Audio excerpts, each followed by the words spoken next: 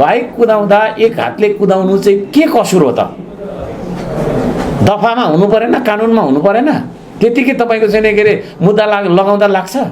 तर त्यो हिजो चिटमै उल्लेख गरेछ। सुन्नु न, त्यो चिट मैले पैसा तिरेको छैन होइन। कसले तिर्यो त्यो पैसा?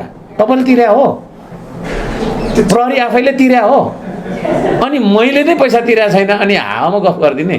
4 चक्के गाडी एक हातले कुदाइरहेको हुन्छ होइन? देशको नेतृत्व प्लेनको सुन्नु न तपाईँ फेरि यता सुन्नु न, त्यही भएर तपाईँहरू पनि सुन्नु न, तपाईँहरू पनि पेड पत्रकार हो कि जस्तो मलाई लाग्छ क्या। मेरो त आर्थिक अवस्था बाइक कुदाउने हो त होइन? ल सरकारलाई म मागै गर्छु नि त, मलाई पनि तपाईँको चाहिँ 7 जना सेक्युरिटी सहित एउटा गाडी दियोस्। ल एउटा जिम्मेवार मान्छे हो नि होइन? भविष्य बोकेको मान्छे हो, यो देशको राजनीतिक भविष्य बोकेको मान्छे होइन अर्को साम्बाङ। उसको सेक्युरिटीमा त्यत्रो धेरै तपाईँको चाहिँ के अरे होइन? यो सारा प्रहरी यो भनेको सबै शान्ति सुरक्षाको कुरा हो। त्यत्रो धेरै चिन्ता रहेछ भने होइन, दियोस् न त मलाई एउटा गाडी, 7 जना सेक्युरिटी राखिदियोस्।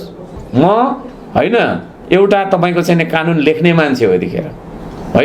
त्यसले गर्दाखेरि मैले म माथि कुनै कारबाही हुन्छ भने कुन धारा, कुन दफा, कुन कसुर अन्तर्गत भयो भनेर मैले सोध्न पाउने कि नपाउने? कानुन लेख्ने मान्छे हो भन्दैमा कानुनभन्दा माथि त हुनु। कानुनभन्दा माथि छैन तै त भन्दैछु त। एक हातले बाइक कुदाउनु चाहिँ तपाईँको अपराध हो भन्ने हिसाबले व्याख्या विश्लेषण गरेको छ भने भनिदियोस् न त मलाई। बाइक कुदाउँदा